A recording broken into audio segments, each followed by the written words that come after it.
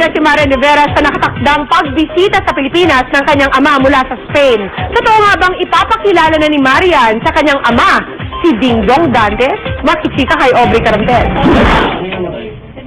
Pinakilig din ng Marian Rivera at Dingdong Dantes ang kanilang fans mula sa iba't ibang bahagi ng mundo sa kanilang post-Valentine live chat sa IGMA.tv. May bahagi pa nga ng chat na kailangang halika ni Dingdong si Marian bilang consequence sa kissing trivia game.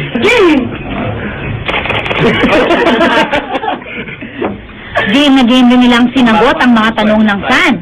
More on sa babae na natutuwa daw sila sa storya, na nakakakilig daw, tapos unti-unti na nagugustuhan yung story, yung mga twist, so yun, puro sa babae. Tsaka yung tungkol kay Dingdong, kamusta na si Dingdong?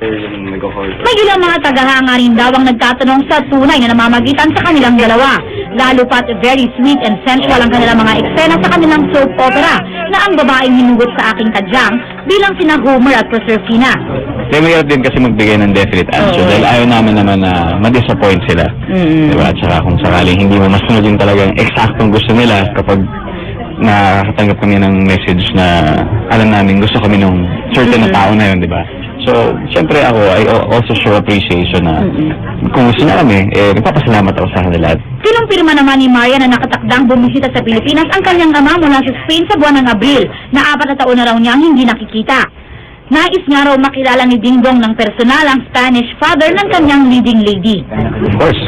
Narinig ko sila minsan. Narinig ko pag nag-uusap sila. Pag nasa taping, kasi madalas nag-uusap sila.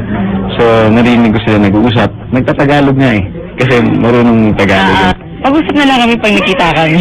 Aubrey Carantel, updated sa Showbiz Happening.